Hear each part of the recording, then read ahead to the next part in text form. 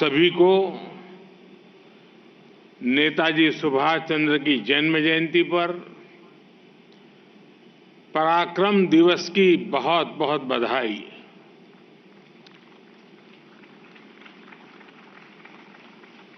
आजाद हिंद फौज के क्रांतिक वीरों के सामर्थ्य का साक्षी रहा ये लाल किला आज फिर नई ऊर्जा से जगमग उठा है। अमृतकाल के शुरुआती वर्ष पूरे देश में संकल्प से सिद्धि का उत्साह, ये पल वाकई अभूतपूर्व है।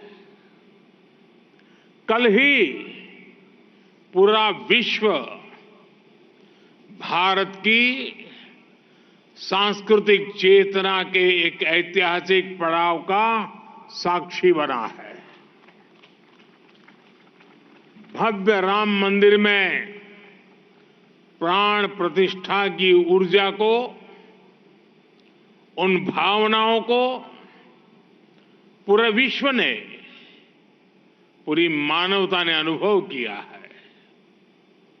और आज हम नेताजी सुभाष चंद्र बोस की जन्म जयंती का उत्सव मना रहे हैं।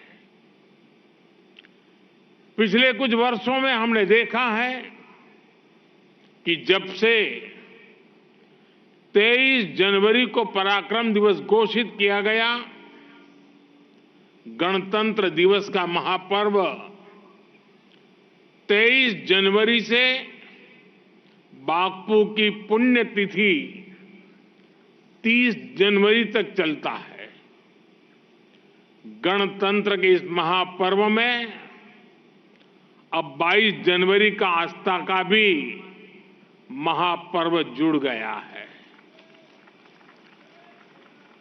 जनवरी महीने के ये अंतिम कुछ दिन हमारी आस्था, हमारी सांस्कृतिक चेतना, हमारे गणतंत्र और हमारी राष्ट्रभक्ति के लिए बहुत प्रेरक बन रहे हैं। मैं आप सभी को शुभकामनाएं देता हूं, बधाई देता हूं। साथियों, आज यहां नेताजी के जीवन को दर्शाने वाली प्रदर्शनी लगी है।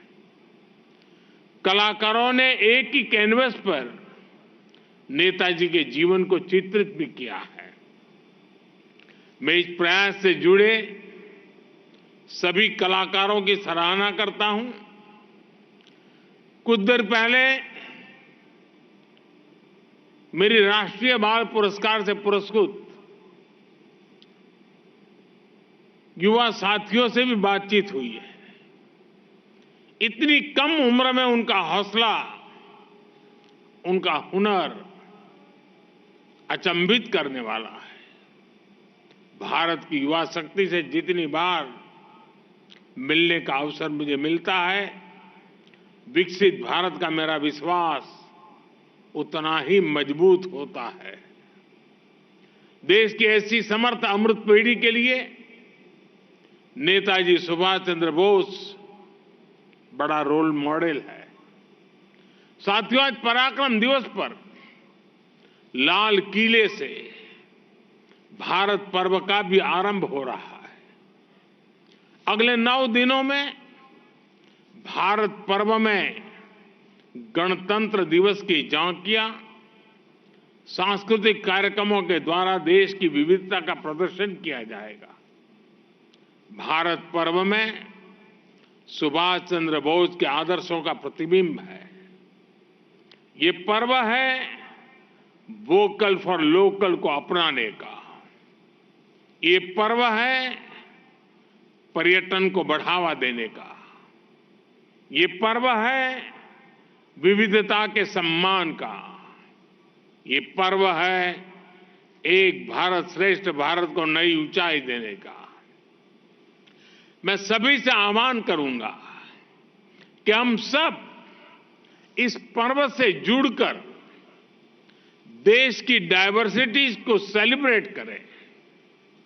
मेरे परिवारजनों, मैं वो दिन कभी भूल नहीं सकता जब आजाद हिंद फौज के 75 वर्ष होने पर मुझे इसी लाल किले पर तिरंगा फहराने का सौभाग्य मिला था। नेताजी का जीवन परिश्रम ही नहीं, पराक्रम की भी पराकाष्ठा है। नेताजी ने भारत की आजादी के लिए अपने सपनों, अपने आकांक्षाओं को तिलांजलि दे दी। वे चाहते तो अपने लिए एक अच्छा जीवन चुन सकते थे, लेकिन उन्होंने अपने सपनों को भारत के संकल्प के साथ जोड़ दिया। नेताजी देश के उन महान सपूतों में से एक थे जिन्होंने विदेशी शासन का सिर्फ विरोध ही नहीं किया, बल्कि भारतीय सभ्यता पर सवाल उठाने वालों को भी जवाब दिया।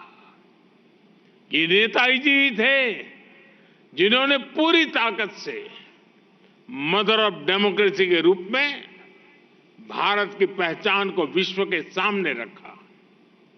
जब दुनिया में कुछ लोग भारत में लोकतंत्र के प्रति आशंकित थे, तब नेताजी ने उन्हें भारत के लोकतंत्र की उसके अतीत को याद दिलाया। नेताजी कहते थे कि डेमोक्रेसी ह्यूमन इंस्टीट्यूशन है और भारत के अलग अलग स्थानों में सैकड़ों वर्षों से ये व्यवस्था चली आ रही है। आज जब भारत लोकतंत्र की जननी की अपनी पहचान पर गर्व करने लगा है, तो ये नेताजी के विचारों को भी मजबूत करता है।